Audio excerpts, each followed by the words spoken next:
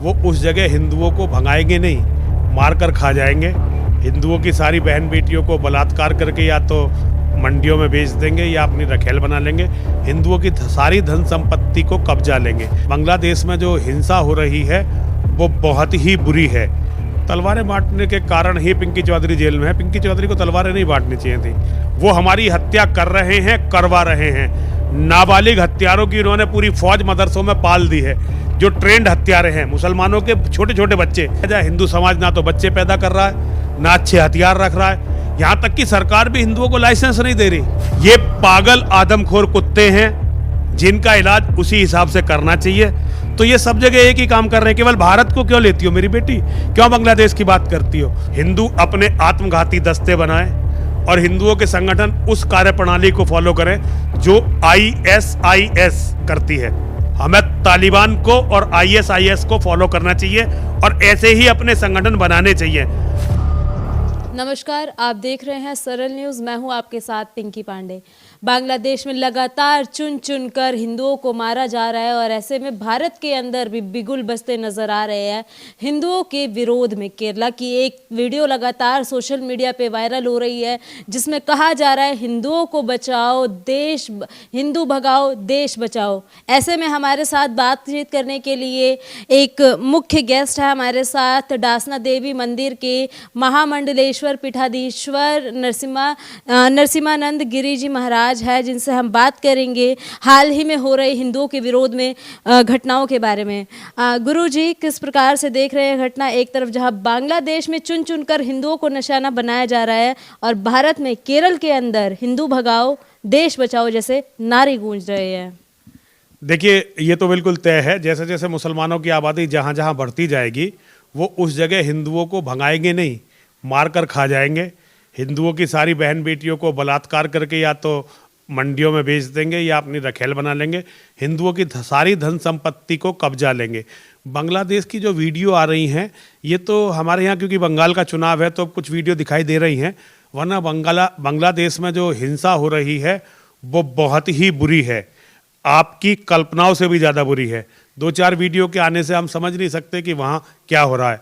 2-4 video तो सिर्फ बताती है कि ऐसा भी दुनिया में हो रहा है। जहाँ तक केरल की बात है, केरल गॉन केस है। केरल तो लगभग हिंदुओं के हाथ से जा चुका है। पश्चिमी बंगाल भी जाने ही वाला है। पश्चिमी उत्तर प्रदेश जहाँ हम और आप बैठे हुए हैं ये भी एक तरह से गॉन केस ही है। यहाँ तो केवल योगी जी के कारण ये अभी थोड़ी स्थितियाँ कंट्रोल में हैं। अगर योगी जी की सरकार नहीं होती तो यहाँ हालात और भी ज़्यादा है। अगर योगी जी मुख्यमंत्री नहीं होते तो हालात और भी बहुत ख़राब होते। देखिए, आप यदि योगी जी की बात कर रहे हैं, एक गाजियाबाद का ही हिंदू संगठन है हिंदू रक्षा दल, जिनके जो संचालन करते हैं, जिन्होंने दल बनाया पिंकी चौधरी, उनको पीछे भी जेल भेजा गया। लगभग 6 महीने की कारावास काट के आए हिंदुओं के लिए उन्होंने आवाज़ उठाई। जब रोहिंग्याओं को गाजियाबाद में ढूंढ ढूंढ के निकाला तब उन्होंने कारावास काटा। अभी भी जब उन्होंने शस्त्र बांटे हिंदुओं को आगे बढ़ाने के लिए तब उन्हें वापस से गिरफ्तार कर लिया गया। ऐसे हिंदुओं की सरकार किस प्रकार से है योगी जी के? देखिए, सरकार सारी काम योगी जी नहीं करते ना, अधिकारी भी तो करते हैं। देखिए, पिंकी चौधरी की गलती ये है कि पिंकी चौधरी कमजोर हैं। तलवार बांटनी नहीं चाहिए थी। तलवारों का आजकल क्या प्रयोग है मेरी बेटी, ये बताओ, तलवारों से क्या हो सकता है? जब मुसलमानों की लाखों हजारों की भीड़ तुम्हारे घर के सामने होगी तो खुट्टल तलवारें क्या करेंगी? तलवारें बांटने के कारण ही पिंकी चौधरी जेल में है। पिंकी चौधरी को तलवारें नहीं बांटनी चाहिए थी। अगर बांटना है तो कुछ अच्छे हथियार बांटते जिससे हिंदू कम से कम अपना बचाव, अपनी रक्षा तो कर सके। पिंकी चौधरी केवल कमज़ोर होने की, हिंदू समाज के कमज़ोर होने की सज़ा को भुगत रहे हैं। पिंकी चौधरी हमारे ही शिष्य हैं, बहुत अच्छे व्यक्ति हैं और बहुत अच्छी लड़ाई लड़ रहे हैं, मैं उनका प्रशंसक हूँ। लेकिन जो तरीका हम सबका है, केवल खाली पिंकी चौधरी का नहीं, जो तरीका हम सबका है, अब वो तरीका हमारे लिए बिल्कुल आत्मघाती हो गया है। हम ही बार बार जेल जा रहे हैं, वो हमारी हत्या कर रहे हैं, करवा रहे हैं। नाबालिग हत्यारों की उन्होंने पूरी फौज मदरसों में पाल दी है, जो ट्रेंड हत्यारे हैं। मुसलमानों के छोटे छोटे बच्चे, 12-12, 13-13, 14-14 साल के बच्चे एकदम प्रशिक्षित हत्यारे बन चुके हैं, ताकि उन्हें बड़ी सजा भी ना हो संविधान के अनुसार। वो संविधान की सारी कमजोरियों को अच्छी तरह से समझ के अब उनका फ़ायदा उठाने पे हैं। हम अभी भी तलवारों पे हटके हुए हैं, डंडों पे अटके हुए हैं, 2 थप्पड़ मारने पे अटके हुए हैं। तो हमारी ये कमजोरी हमारे लिए घातक है। अब करा क्या जाए? हमारी तो कुछ समझ में आ नहीं रहा, करा क्या जाए। हिंदू समाज ना तो बच्चे पैदा कर रहा है, ना अच्छे हथियार रख रहा है, यहां तक कि सरकार भी हिंदुओं को लाइसेंस नहीं दे रही। अगर आप आज की वर्तमान सरकार को देखें तो हिंदुओं की सरकार होते हुए भी आज हिंदुओं को लाइसेंस तक नहीं मिल रहे अपनी आत्मरक्षा के लिए। तो हिंदुओं की स्थिति बहुत ही दयनीय है। ये तो जितना भी रुका हुआ है हिंदुओं का यहाँ पर, ये एक तरह से समझो कि योगी जी के कारण रुका हुआ है। जिस दिन योगी जी यहाँ मुख्यमंत्री नहीं रहेंगे, देखना यहाँ केरल और जो बांग्लादेश में हो रहा है वो सब पश्चिमी उत्तर प्रदेश में सब होगा। ऐसे में यूपी की एक तस्वीर और वायरल हो रही है जहां मुस्लिम लोग घर डोर टू डोर जाके लोगों को अमन और शांति के लिए गुलाब देते नजर आ रहे हैं। ये पागल आदमखोर भेड़िए जो हैं अपने शिकार को ऐसे ही फंसाते हैं। इन्हें भी तो अपना शिकार फंसाना है ना। इनका जो मोहम्मद था उसके टाइम से ये अल तकैया करके एक पॉलिसी अपनाते हैं जहां ये अच्छा बनने का प्रयास करते हैं।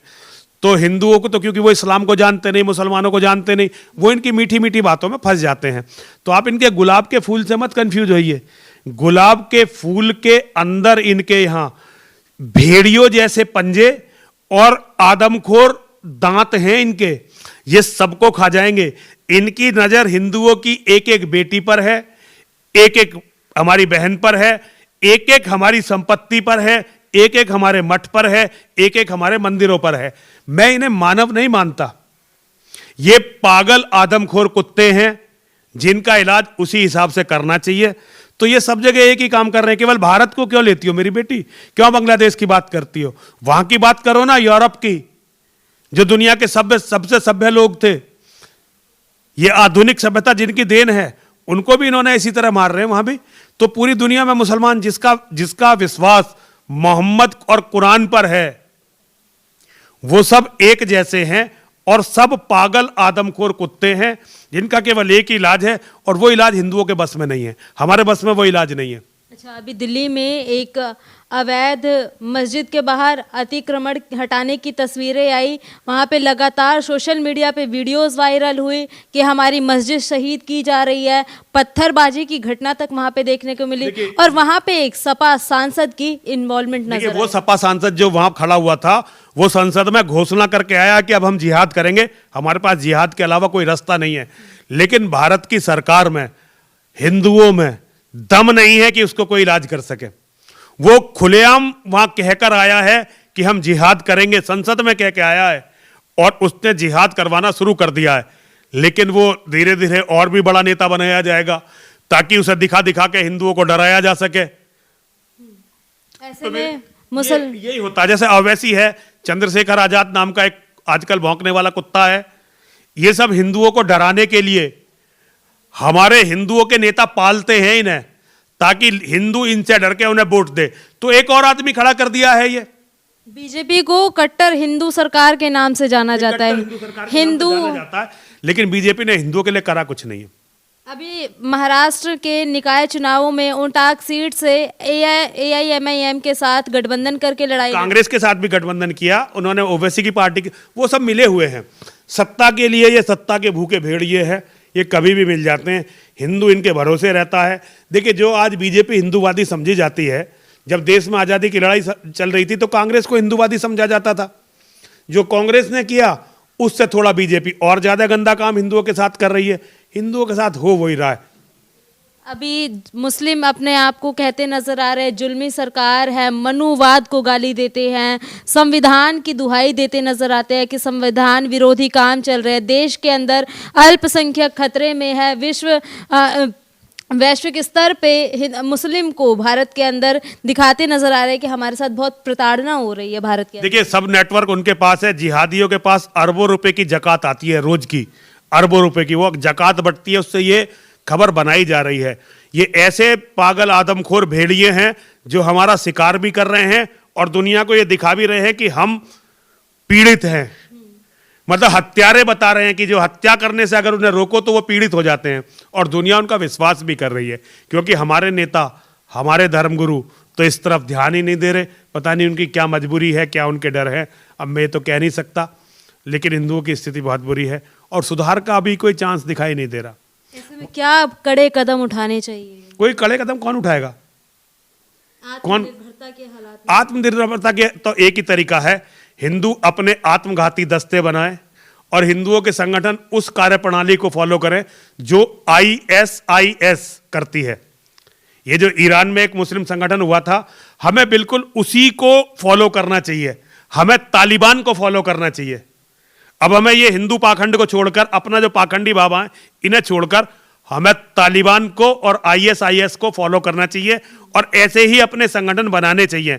अगर हम ऐसे संगठन बनाते हैं तो हम बच भी सकते हैं, वरना हमारे बचने का कोई रास्ता नहीं निकलेगा। आने वाले समय में आप बहुत कटु बातें बोल रहे हैं, अगर मैं आप बिल्कुल सच बोल रहा हूं, कटु लगे चाहे कैसी लगे। अगर मैं जवान होता और मेरे में ताकत होती तो मैं ये काम करता, लेकिन मेरी ताकत तो मोदी जी को प्रधानमंत्री और योगी जी को मुख्यमंत्री बनाने में मेरी सारी जवानी निचड़ गई, मेरी सारी ताकत निचड़ गई। अब मैं एक बीमार बूढ़ा हूं जो अपने विनाश को केवल देख रहा हूं, और मैं नौजवानों को बता रहा हूं कि रास्ता केवल यही है कि वो ISIS जैसे और तालिबान जैसे संगठन बनाएं। और अगर वो ये जिंदाबाद मुर्दाबाद तलवार फलवार बांटते रहेंगे, एक दो डंडे मारते रहेंगे लोगों को, और ऐसे ये छोटे छोटे अतिक्रमणों पर काम करते रहेंगे, भाई कुछ नहीं हो रहा। धर्मनिरपेक्ष सेक्युलर कहा जाता है अपने देश को, तो क्या ये है धर्मनिरपेक्ष? क्या ये धर्मनिरपेक्ष है? ये तब तक धर्मनिरपेक्ष है जब तक हम यहां बाहुल्य हैं। जिस दिन ये देश हिंदू बाहुल्य नहीं रहेगा, ना तो ये देश धर्मनिरपेक्ष रहेगा और ना ही ये देश लोकतांत्रिक रहेगा। मेरी बेटी, धर्मनिरपेक्षता केवल हमारे खून से, हमारी बहन बेटियों की इज्जत से इस देश में चल रही है। जिस दिन हम खड़े होकर अपने अधिकार के लिए अड़ जाएंगे, धर्मनिरपेक्षता तार तार हो जाएगी। आदमखोर भेड़ियों के सामने, आदमखोर पागल कुत्तों के सामने अपनी बेटियों को हमने परोस रखा है, नंगी घुमा रखा है, तब धर्मनिरपेक्षता है। हम जिस दिन इन पागल आदमखोर शिकारी कुत्तों का, पागल आदमखोर कुत्तों का शिकार करना शुरू कर देंगे, धर्मनिरपेक्षता खत्म हो जाएगी।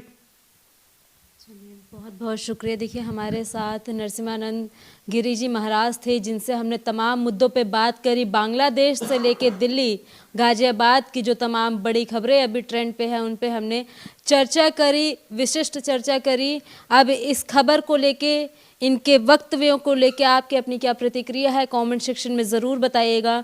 और ऐसी ही अन्य खबरों के लिए बने रहिए हमारे साथ। आप देख रहे हैं सरल न्यूज़, मैं हूँ आपके साथ पिंकी पांडे।